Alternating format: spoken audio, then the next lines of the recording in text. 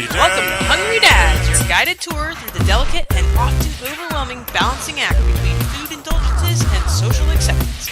And now, as always, here are your hosts, Rod Budget and Hugh Gallen. Hello and welcome to episode 26 of Hungry Dads. I'm Rod Budget. I'm Hugh Gallen. And I'd like to start tonight by reminding everyone that the Lay's Do Us a Flavor 2015 contest, the entry deadline is midnight on March 30th. You'll still have to wait a while. Sorry, Hugh. No announcement of the actual 4 finalists until July 15th. It's a long time to wait, a long time to fantasize about the $1 million.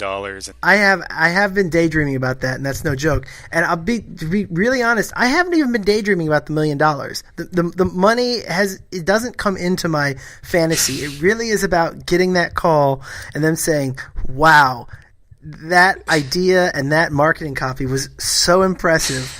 We haven't really seen anything like that before. And the $1 million is secondary.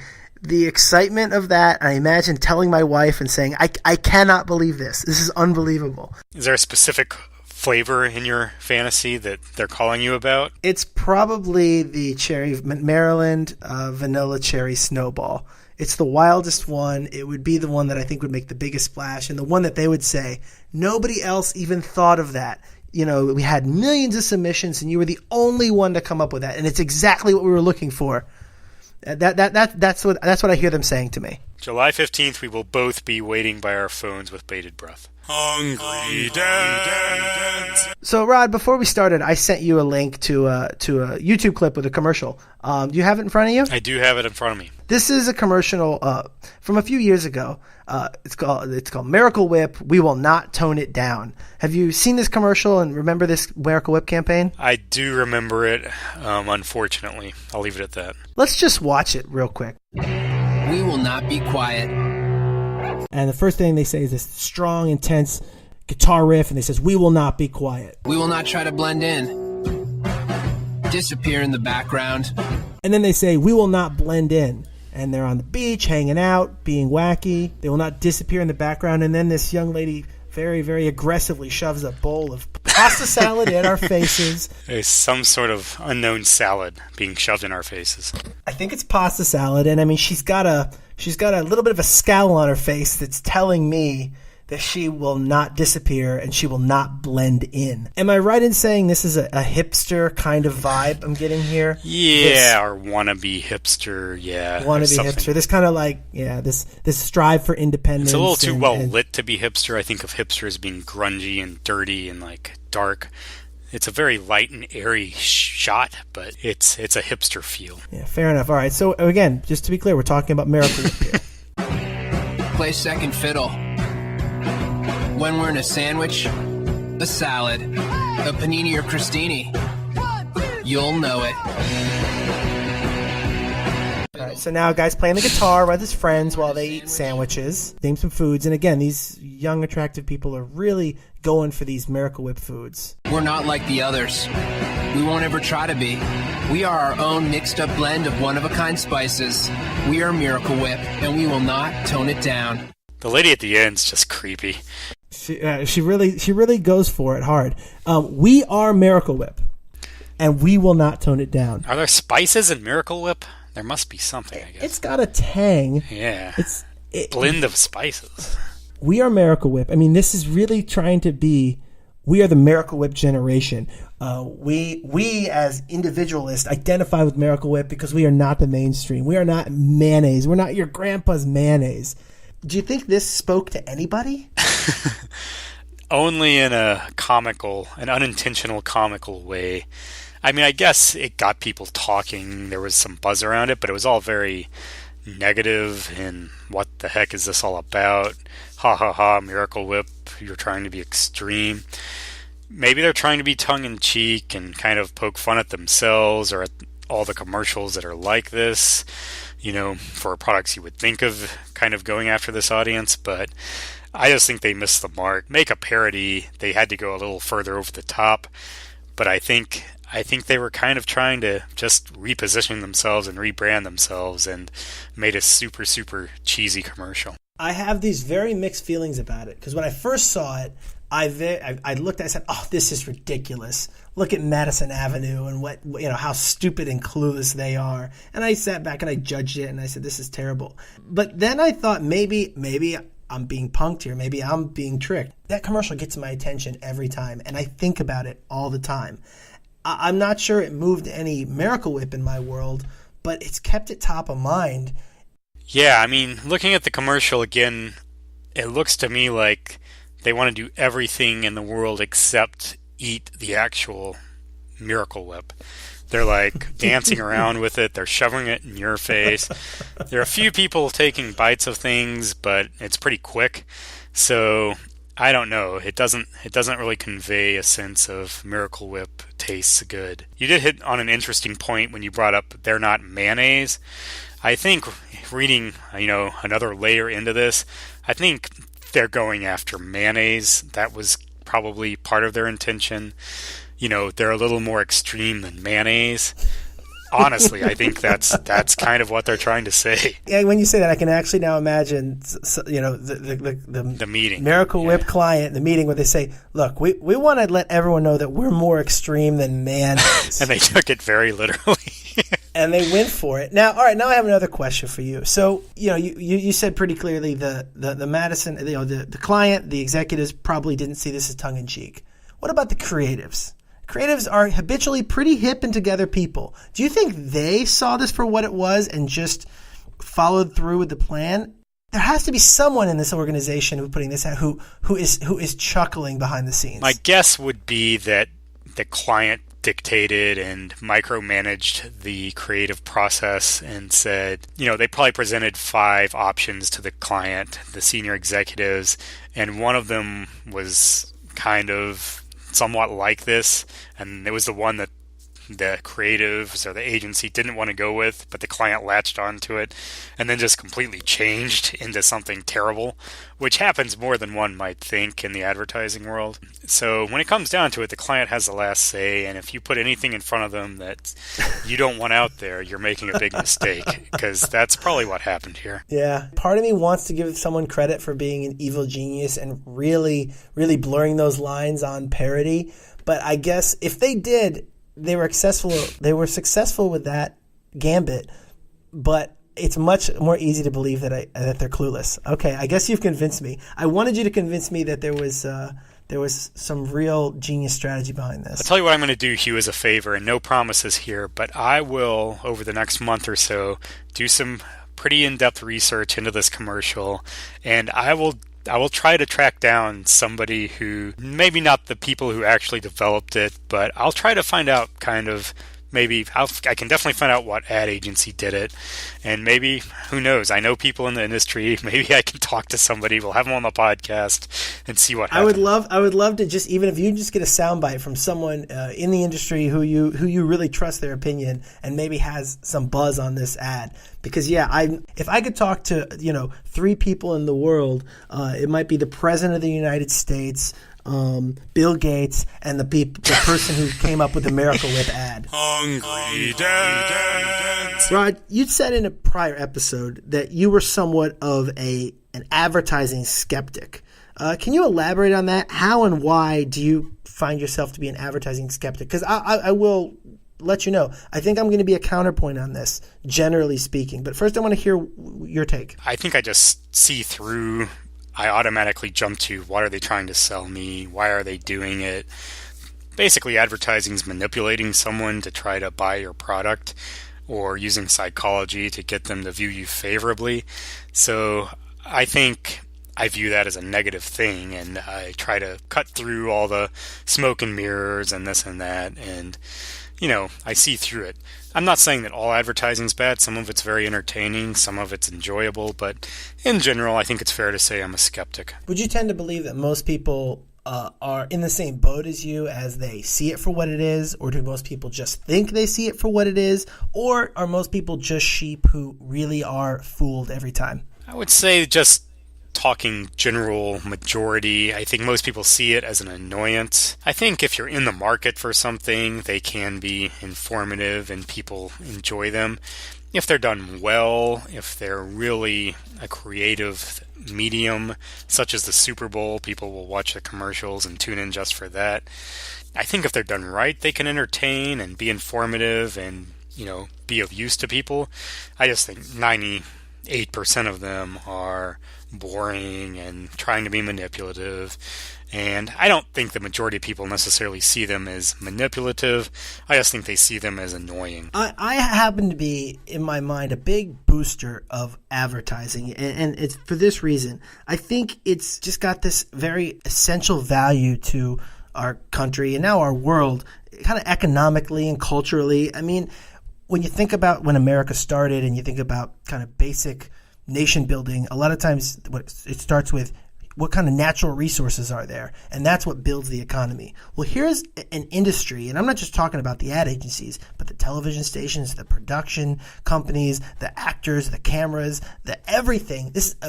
We're talking one of the most impressive industries in our nation that wouldn't exist without advertising. So just from a pure economic standpoint, I really genuinely appreciate and respect advertising for what it does. And I think that gets lost a little bit because I think most people do get down on it because it's manipulative.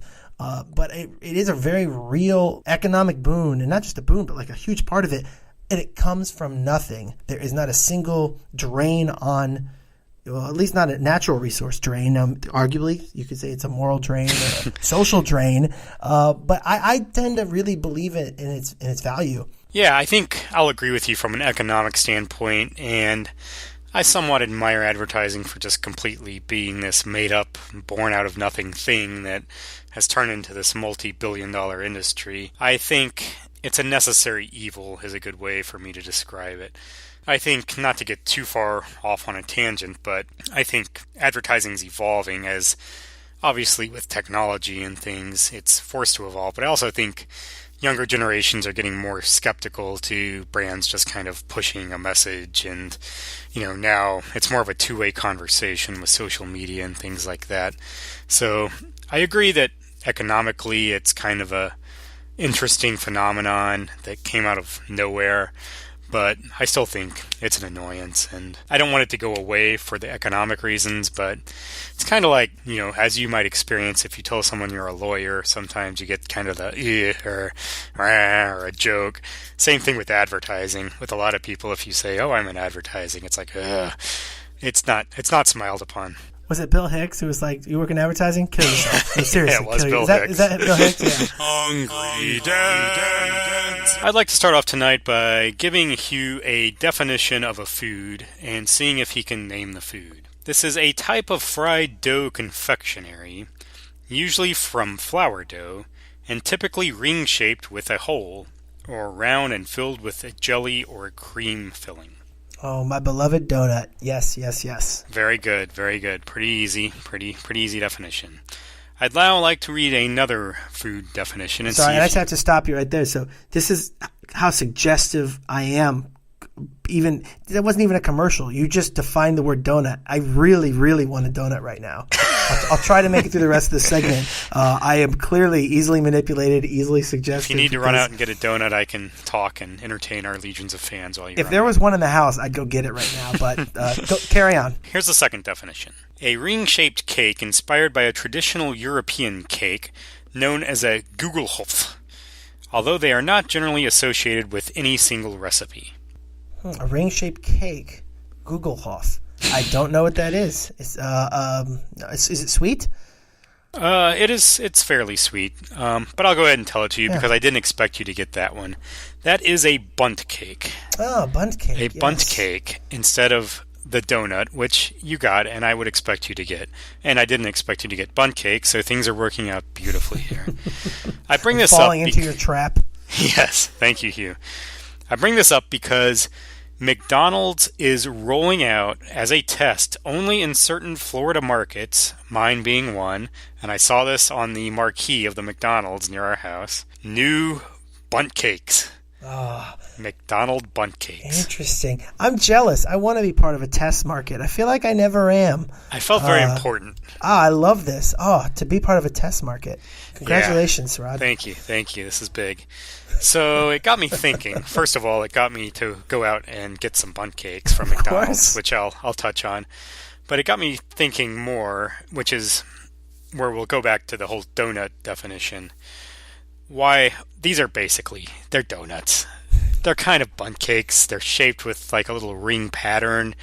But if you replace these with a donut and blindfolded me, I might know a little difference, but they're basically donuts. So these are individual bundt cakes. It's not like a big bundt cake, but a little small. No, they're called that's a good point. They're called mini bundt cakes, which was not advertised on the sign. So I was like very curious. I was like, I'm going to go get a bundt cake. Slightly disappointed to see that they were donut or small donut size. You get 2 of them in an order, though. It got me to thinking, and I would like to get your opinion, Hugh. Why not just either call these donuts, or why not come out with test donuts at McDonald's? Donuts already have a place, and it's Dunkin' Donuts, and Dunkin' Donuts, and it's breakfast. But a bundt cake you can have any time of day, and you can get it from McDonald's. It's not nearly as big of a stretch. So if they just put a couple extra bumps on top and call it a bundt cake, I think that's a good idea. Yeah, I think you're exactly right, though. I think McDonald's knows that Dunkin' Donuts has cornered the market on the donut coffee crowd in the morning.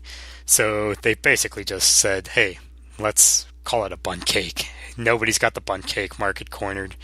And even the articles that I read about the bundt cake test say that they're looking for something that people can eat with their coffees, because McDonald's has been successful in their McCafes and their kind of higher-end coffees. They've rolled that out over the past 10 years or so, but it seems like when people come for coffee, they don't get the breakfast sandwiches to go with the coffees. So why not a bundt cake? Donuts, the market's pretty saturated. So I thought it was an interesting case of, again, the manipulation of marketing and trying to convince people that bundt cakes are new and unique, and I think people will probably go for it. I went for it.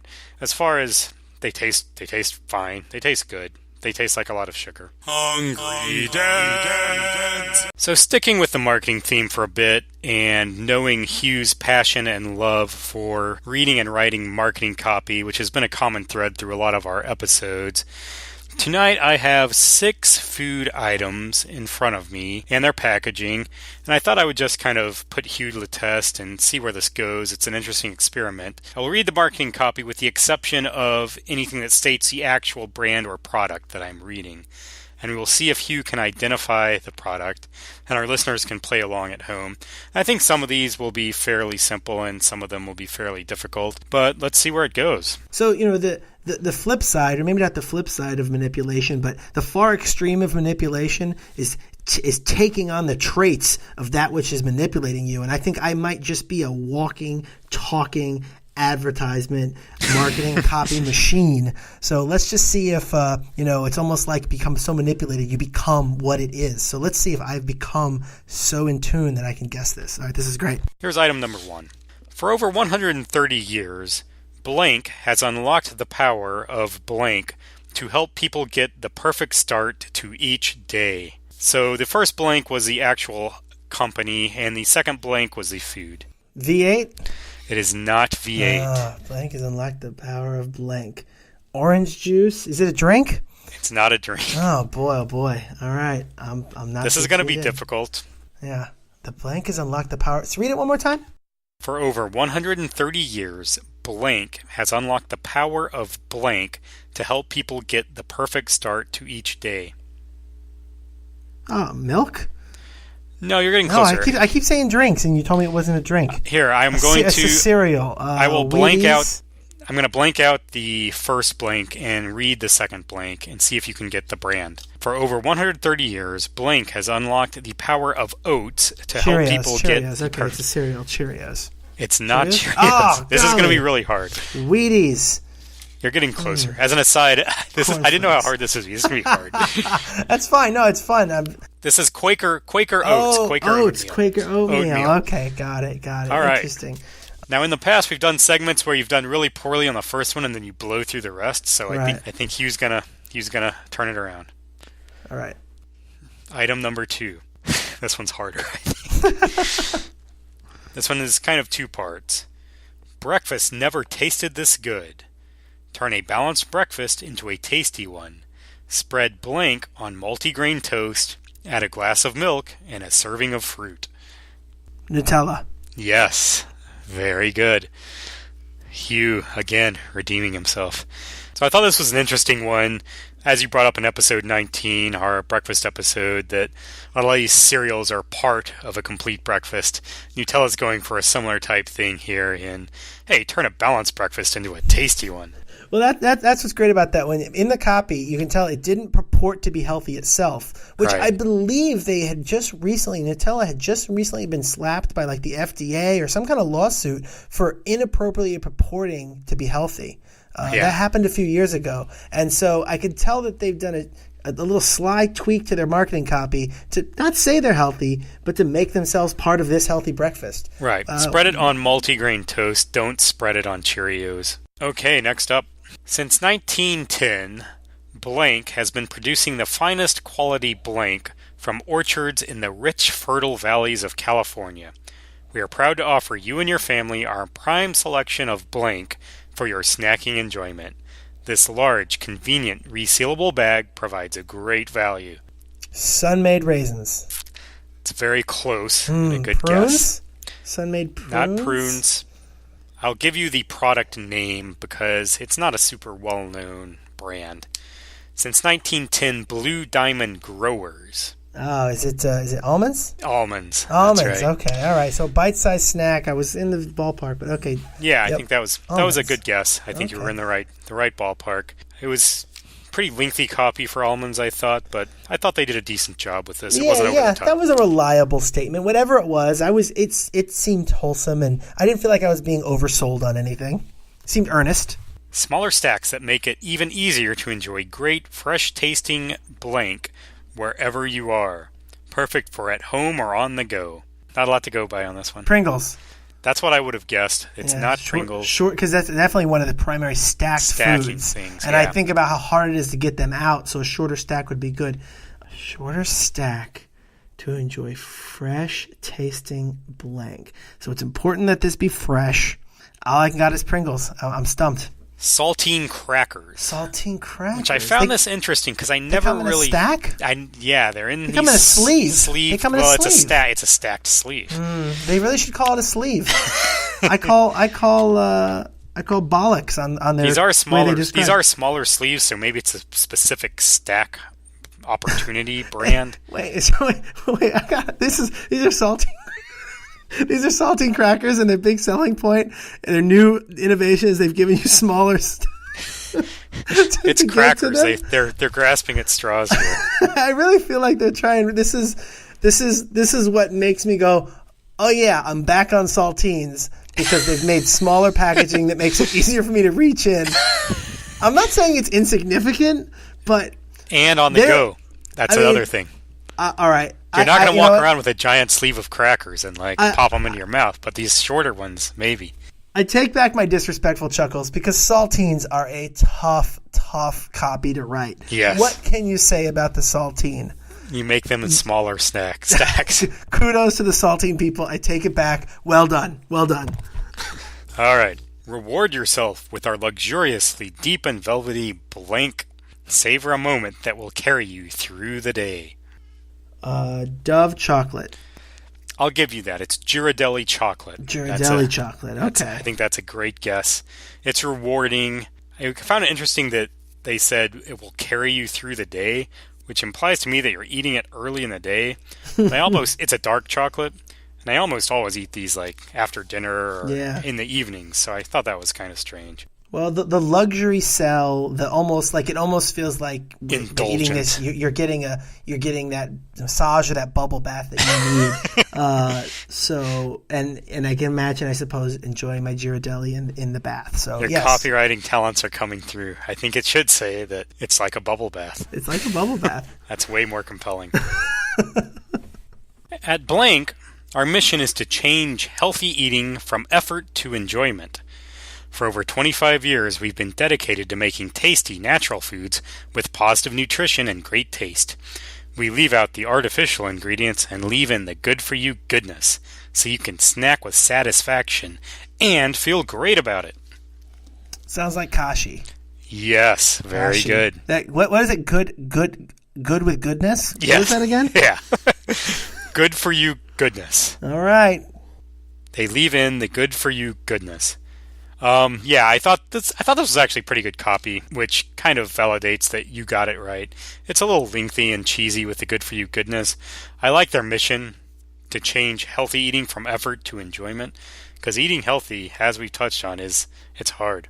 Yeah. Oh, and I'd say the copy's good, but what it really speaks to is how kashi has become ingrained as a name to be associated with all that stuff, because I don't even have another guess as to what it could have been. So, yeah, kashi has created a good identity for themselves, healthy plus snacking, which is a little bit rare. It has not been sold by many others that I can think of.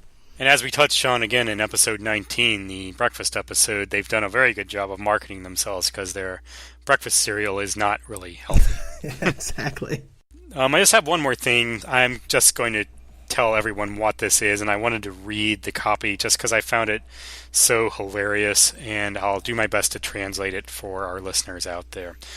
This is from Planters Roasted Peanuts, and there is a cute heart-shaped Valentine's-type heart on the front saying, "Heart healthy. May reduce the risk of heart disease." I think the cartoon heart's the right choice versus the anatomically correct heart. They made the right choice there. But then the copy is just hilarious. Scientific evidence suggests, but does not prove, that eating 1.5 ounces per day of most nuts, such as peanuts, as part of a diet low in saturated fat and cholesterol, and not resulting in increased caloric intake, may reduce the risk of heart disease. Wow, that took a while to get to the point, and there were quite a few qualifiers. There's no point.